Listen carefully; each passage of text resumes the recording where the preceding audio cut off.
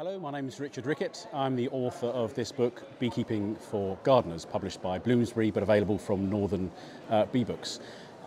It's a book designed mainly for beginner beekeepers, and it's a complete guide to starting in the wonderful hobby of beekeeping, but particularly from the perspective of gardeners.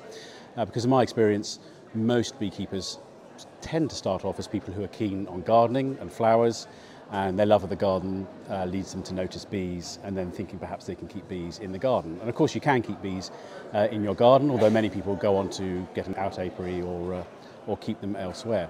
So it's a guide to starting beekeeping. It covers all of the techniques you need to know, the life cycle of the bees and so on. That's just the first half of the book. The second half of the book looks at wild bees. So there's a large section on bumblebees and all the kinds of bumblebees that you'll commonly find in your garden.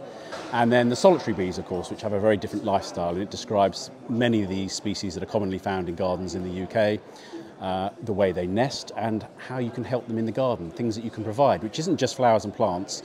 It's things like different kinds of places, environments where they may nest, not just your bee box on the wall, a bee hotel, there are different designs of those, but also how you can, for example, provide rockeries or different kinds of ground substrates for the various different kinds of mining bees. So how to make the garden a real environment for the bees to thrive in.